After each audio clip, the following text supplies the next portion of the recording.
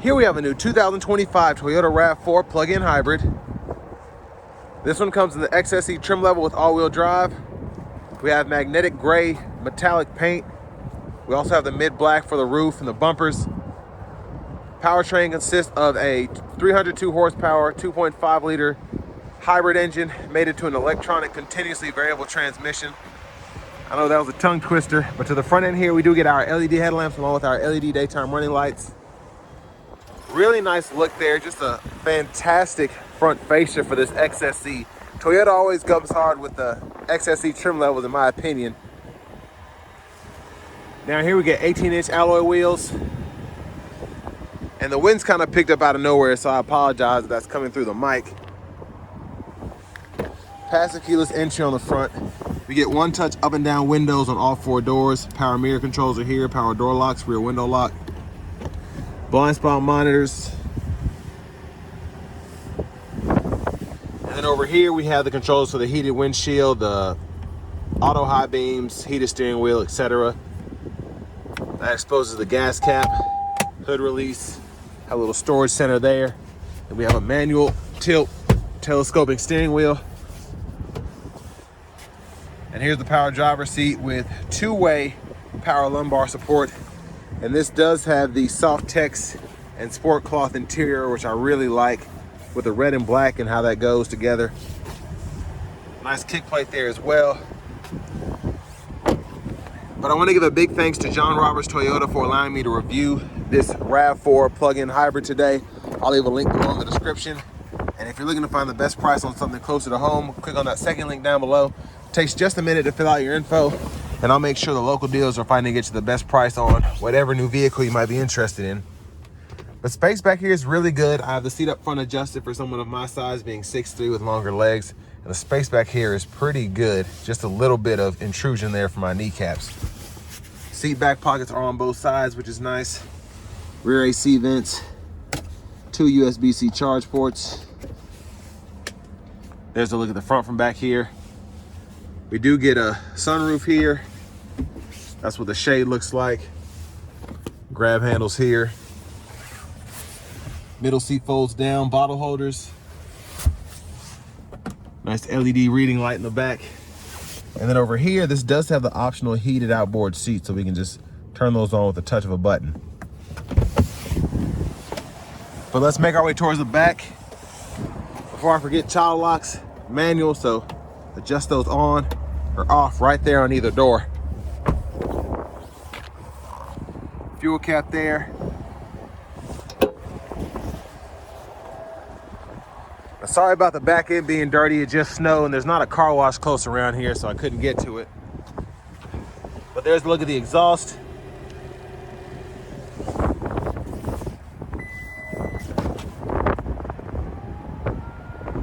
And then to the storage compartment, this does have the cargo cover, so you can just pull that back and leave that up like that, or just slide it back in when not in use, which is pretty nice to have that flexibility.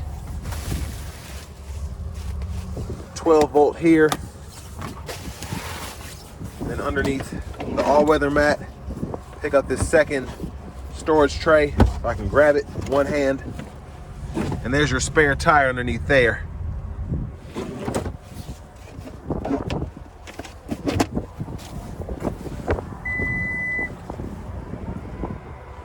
But as we come around to the right side of the vehicle, this is where your charge port is. So you can run a 120 or a 220 right there to plug in the vehicle. Now this does get 42 miles on a charge, but that's the max it'll get. So on a cold day like today, probably won't get that much, but still it's nice to have that flexibility. Top tethers are integrated on the back of the seats there. And then you also have the lower anchors there. And you can adjust the seat a tad, but for the most part, locks in there, and then you can lock it in here. But let's check out this window sticker. And then another big plus is John Roberts Toyota now offers a lifetime powertrain warranty on their new vehicles, so that'll cover this hybrid engine. Won't cover the battery or anything like that. but all the gas power components will be covered. But y'all can pause anywhere you need to. $51,172 is the sticker price, and there are all the options included and the standard features as well.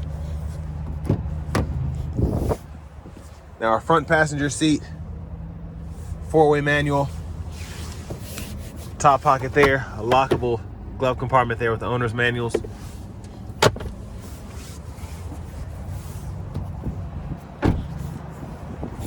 Now as we come back around to the front end, just gonna take a quick look in the engine bay.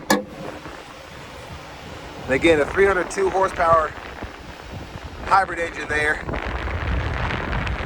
Again, I apologize for the wind. Just came out of nowhere. Let's hop in the driver's seat here. So nice leather wrap steering wheel, and again, we can heat that if we so choose. There's your horn. Now to the screen, I believe this is 10.5 inches. So we get the option for the navigation subscription. We get AM, FM, XM radio along with Bluetooth audio, then wireless Apple CarPlay and Android Auto compatibility. And then we have our energy flow chart we can look at here. And then in your settings, you can go in here and in general, date and time, as well as your language and units of measurement can be adjusted or set automatically based on where you are. Backup cameras here, guidelines follow you as you turn the steering wheel. Hazards are there, volume is there, you can click there to just turn the audio off. Down here, dual zone automatic climate controls, we can adjust fan speed, fan direction, then we can cut the vents off in the back, adjust temperature for either side, auto and all of that. Traction control toggle, 2-stage heated seats, then a 12-volt here, USB-A input there, wireless charging pad here. We can turn that on or off. And then we have an electronic parking brake, pull up to engage, hit the brake, press down to disengage, and then we can toggle our auto hold mode there. Now with this one being a plug-in hybrid, we do have several different things going on. So you can set this auto so that it'll go from EV to the hybrid setup by itself, or you can decide what you want to do here by pressing the button. And then on top of that, you have your drive mode. So sport there, eco there, and normal by hitting that. And then with all-wheel drive, you have that trail mode as well if you want to activate that. But I like how, depending on where you put the drive modes, the colors will change with you. For the shifter, pull up here, reverse, neutral, drive. Then you can come over here for your sport shifts. And then you can activate your, you can see the paddle shifters there. Regenerative braking there. Bottle holders, and then our center console cubby space has a two USB-C ports for charging, which is nice. Garage door transmitter integrated there. Sunglasses holder, lights, and then all of our sunroof controls are here, so we can tilt or slide this back.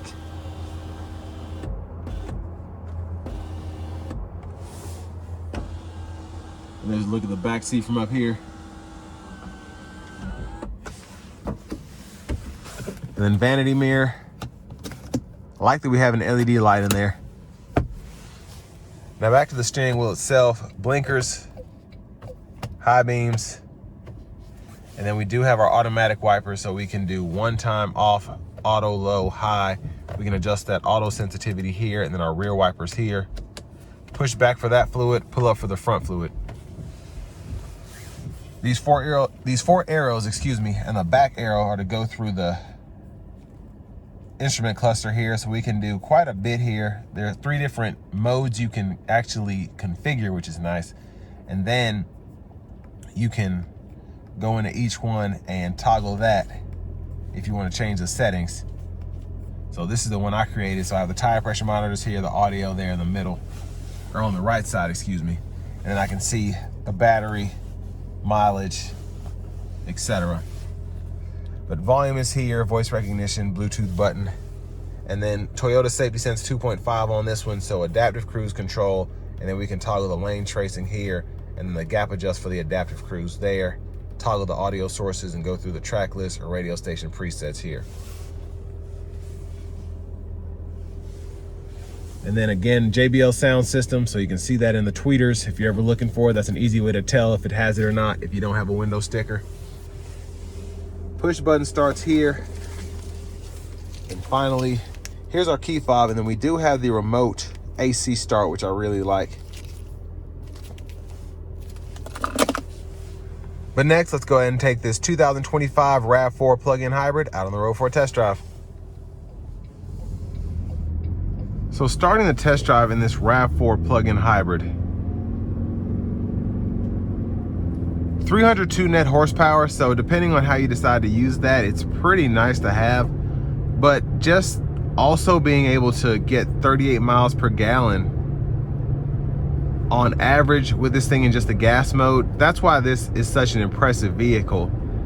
You really do get the best of both worlds, because most highway or most city driving, you can get 42 miles per gallon or 42 miles on a charge. That's fantastic. And then again, for longer trips, you're still getting close to 40 miles per gallon regardless. So again, it's just the best of both worlds there.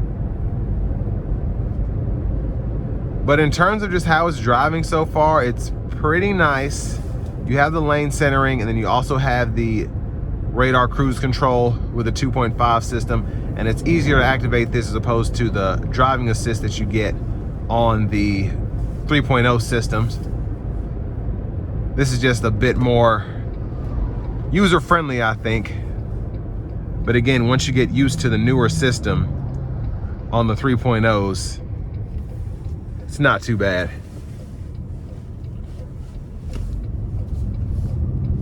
But what I really like about the plug-in hybrid, even just the regular hybrid RAV4, is the transition from the electric power to the gas power is seamless.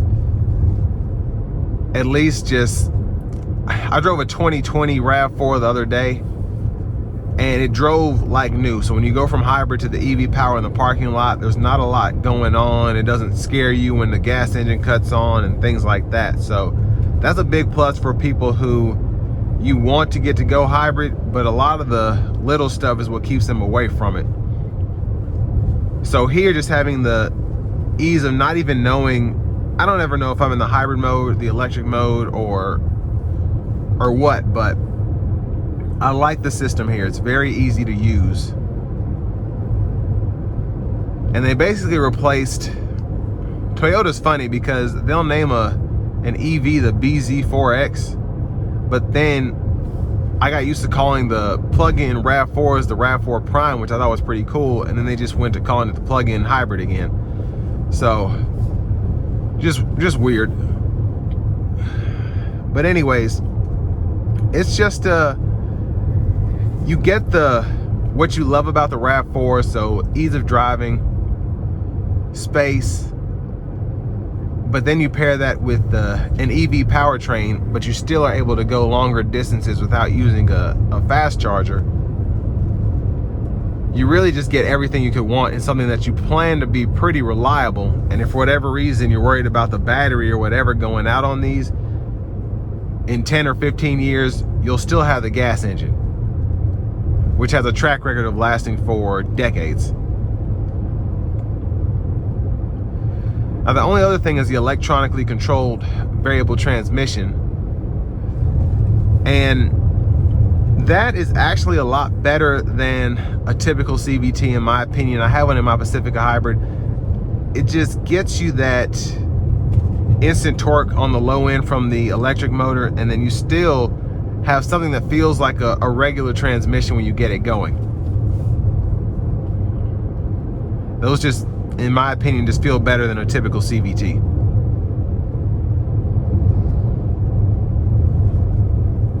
Now with the XSE here, like how the screen kind of pops out and you get the bigger one as opposed to the smaller 8-inch that's available, this is a big upgrade. So if you can get the JBL system with this bigger screen, I highly recommend it, because it just goes with the newer controls down here, the shifter, how everything is placed throughout.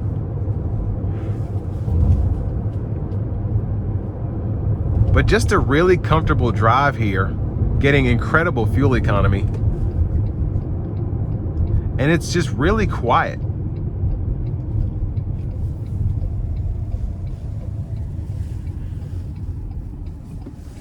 And I will say, I don't know how the braking system works in these, but in my Pacifica Hybrid using the regen system, it doesn't necessarily feel right. You kind of have to play with the pedal a little bit, get used to it, but that felt like a typical RAV4. I didn't have any looseness at the end there, so that was really nice. I'm gonna put it into sport here and try and get her on the interstate if I can. And here we go.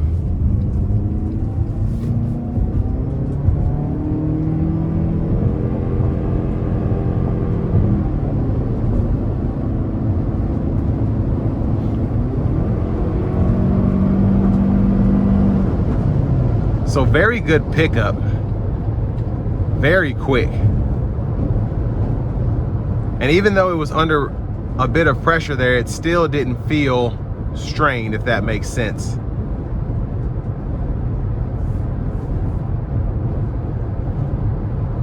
Now I'm gonna put it into the eco mode here. And then we're gonna see if we can test out the cruise control once all these trucks get out the way.